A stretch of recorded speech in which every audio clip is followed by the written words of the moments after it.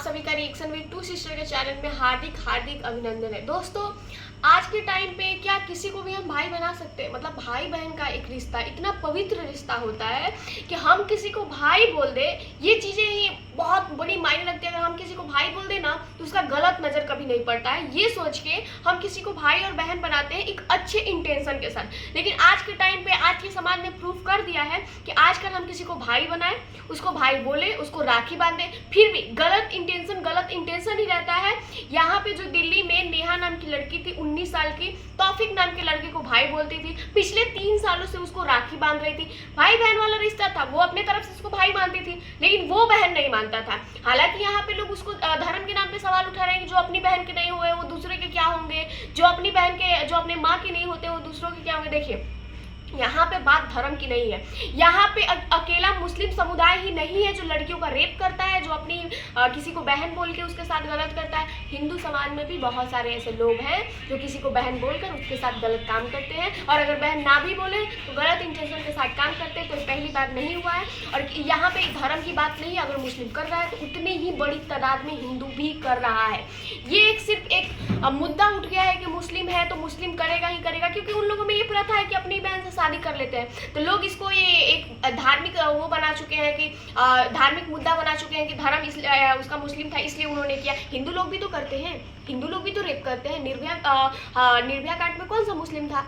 या अंकिता जो झारखंड में जली थी उसमें कौन सा हिंदू था? या ये बंगाल में जो संजय था, जो डॉक्टर ममता का उसने रेप किया था, वो कौन सा मुस्लिम था? वो भी तो हिंदू था। और उसने जितने दरिंदगी किए उससे तो कम इसने दरिंदगी किए। हालांकि मैं कोई नहीं होती हूँ डिसाइड करने वाला कि किसके साथ ज्यादा दरिंदगी हुई है, और ना ही मैं कर रही हूँ, लेकिन मैं एक बात बता रही हूँ, तो दरिंदगी करने वाला धर्म जाति पात ये नहीं देखता है। तो मुझे लगता है इसे धार्मिक मुद्दे से उठ के हमें किसी और मुद्दे पे जाना चाहिए। और मेन बात ये है कि वो लड़का उस लड़की के घर पे जा रहा था, ठीक है, उसके फैमिली वाले को पता था कि वो नेहा पे फैमिली प्रेशर बना रहा था शादी के लिए। वो चाहता था कि वो बाहर काम ना करे, ऑफिस काम ना करे, कहीं बाहर ना जाए।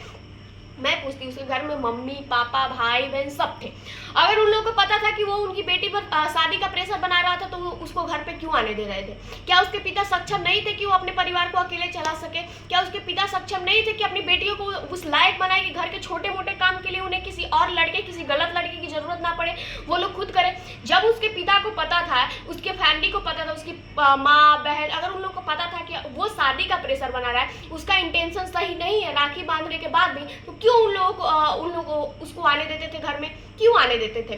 वो कल के दिन में वो दोपहर में छत पे थी, ठीक है, डायरेक्ट आया उसके घर में और छत पे चला गया 5वीं मंजिल पे। देखिए उसका हिम्मत, देखिए कहाँ थी वो फैमिली। ऐसा तो नहीं था कि कोई अकेले लड़की रह रही थी, क्योंकि अगर अकेले लड़की रहती तो समाज सवाल उठाता कि अकेली लड़की है, उसके साथ तो होना ही था। अगर यही कोई लड़की भाग के की होती, समाज को कोई फर्क नहीं पड़ता, फैमिली वालों को कोई फर्क नहीं पड़ता। वो लोग बोलते थे कि हमारी लड़की हमारे लिए मर गई। क्योंकि एक परिवार के लिए, एक माँ बाप के लिए बहुत आसान होता है कि लड़की के साथ कुछ गलत हो जाए ना तो वो लोग पलड़ा झाड़ देते हैं, बोल देते हैं कि हमारी लड़की हमारे लिए मर गई।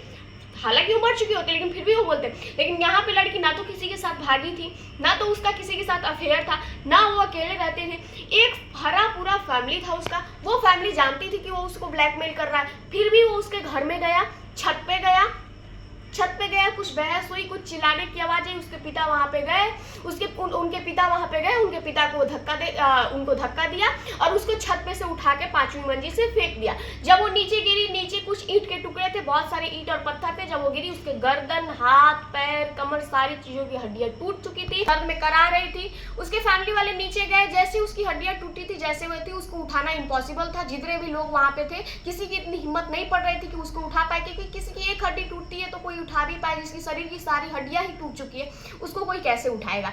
फिर एक अच्छे वाले आदमी ने, जिसको उनको भी वो भाई बोलती थी, उन्होंने हिम्मत किया, उसको उठाया, उसको टेम्पो में ले गए। 2 से 4 घंटे वो जी, जितना घंटा भी वो जी, बहुत दर्द में थी, करा रही थी और सिर्फ पानी मांग रही थी, सिर्फ और सिर्फ पानी मांग रही थी।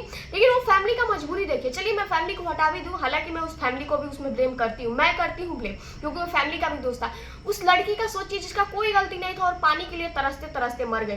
पुलिस कैमरा में रिकॉर्ड हुआ है कि जो तौफिक था वो जब भाग रहा था बुरखे पहन के भाग रहा था। अब लोग वहाँ पे ये सवाल उठा रहे हैं कि वो मुस्लिम था, उसको आने क्यों दे रहे थे घर में? जब उनको पता था फैमिली को पता था कि वो प्रेशर दे रहा है शादी के लिए, क्यों आने? देखे मैं आपको बताती हूँ, किसी घर में माता पिता जानते हैं कुछ चीज़ें कि ये गलत है हमारे बच्चों के लिए, फिर भी वो चीज़ें करते हैं अपने पर्सनल सुख के लिए। अब कोई बोलेगा कि मैं ये चीज़ें करने, बिल्कुल नहीं। जब उनके पिता को पता था कि उसका इंटेंशन सही नहीं है, उसके पिता को पता था कि उससे बहस चल रही है, वो शादी का प्रेशर बना रहा था, क्यों उसको घर पे बुला रहे थे, क्यों आने दे रहे थे? अपने स्वार्थ के लिए, क्योंकि कुछ काम है जो वो खुद नहीं कर सकते थे, किसी और से नहीं करवा सकते थे, इसके लिए। देखिए दुनिया में बहुत सारे लोग, बहुत बहुत बड़े ज्ञानी महात्मा आते हैं और बोलते हैं कि माँ बाप भगवान से ऊपर होते हैं। मैं नहीं मानती कि माँ बाप भगवान से ऊपर होते हैं, क्योंकि हमें प्यार करने के लिए कोई एक रिश्ता डिफाइन नहीं कर सकते। जरूरी नहीं कि हमारे माँ बाप ही हमसे सच्चा प्यार करें, हो सकता है कि वो कोई और भी रिश्ता हो सकता है, हमारे भाई बहन दादा दादी कोई भी हो सकता है, उसके लिए हम माँ बाप को नहीं बोल सकते। और आज के कलयुग में हम नहीं बोल सकते कि माँ बाप भगवान है, क्योंकि माँ बाप भी दरिंदे होते हैं। कुछ माँ बाप होते हैं जो दरिंदे होते हैं, जो सिर्फ और सिर्फ अपने स्वार्थ के लिए अपने बच्चों को यूज करते हैं। हालांकि ये मेरी बातें लोगों को बुरी लगेगी, लेकिन लगे, ये समाज की सच्चाई है। जहाँ पे मैंने देखा कि एक पिता ने ही अपने बेटी का मर्डर कर दिया, एक पिता अपने स्वार्थ के लिए अपनी बेटी को अनादर था। इसमें मर्डरर तो वो है, तौफीक है, लेकिन सबसे ज्यादा अगर किसी की गलती है तो उसके पिता की है, जो अपनी बेटी को प्रोटेक्ट नहीं कर पाए। ठीक है, तो मैं ये वीडियो यहीं पे समाप्त करती हूँ। आप लोग खुद सोचिए कि हमें दूसरों पे उंगली उठाने से पहले खुद पे ही देखना चाहिए। हम तौफीक को तो गलत ठहरा देते हैं, लेकिन उस फैमिली का क्या जो अपने स्वार्थ के लिए अपनी लड़की का जीवन भी नहीं देख पाए।